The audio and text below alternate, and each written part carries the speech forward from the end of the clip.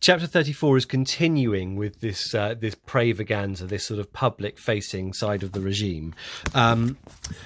Now, there's an interesting bit here. I've written the word devolved, where she's talking about the commander. So we have a description of the commander, not her commander, a different commander, who comes up to lead the event.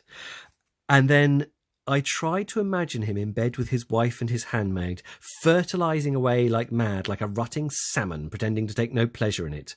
When the Lord said, "Be fruitful and multiply," did he mean this man? So she's turning him into a salmon. Obviously, fish are less evolved than mammals. So to compare someone, to a mammal, like a rutting bull, would be one thing. But to compare someone to a fish is even more degrading. So it's like a devolved. So we've got that animalistic description again. The commander ascends the steps to the podium, which is draped with red cloth embroidered with a large white-winged eye.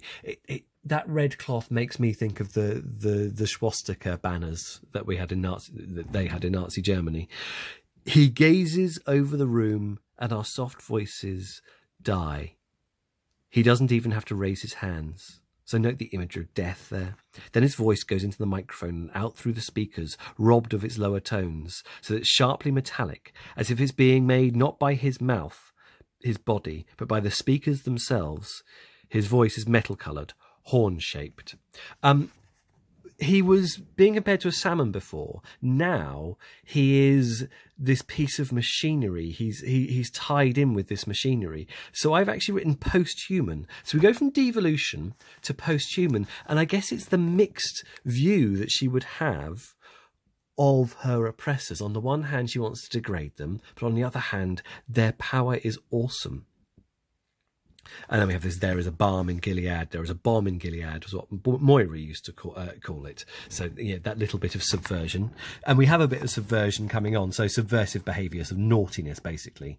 So the new regime, we're talking here about the young girls. Are they old enough to remember anything of the time before, playing baseball in jeans and sneakers, riding their bicycles, reading books all by themselves, even though some of them are more than 14?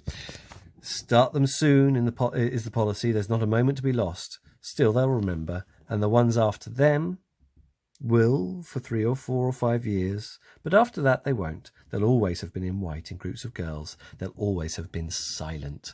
So that is what happens with the new regime. Just adjust my lighting. We've given them more than we've taken away, said the commander. Think of the trouble they had before. Don't you remember the singles bars, the indignity of high school blind dates, the meat market? Think of the human misery. Plastic surgery there, human misery, personal columns. This was all, this way they all get a man. Nobody's left out. So what we have here, I've written a new regime. This is the commander talking about what's good about it now. So what did we overlook? Love, I said. Love, said the commander. What kind of love? Falling in love. Those years were just an anomaly, historically speaking, the commander said. Just a fluke.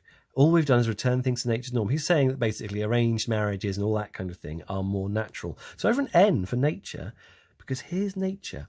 The commander, in having this very unnatural seeming society, is claiming that he's returning things to nature's norm.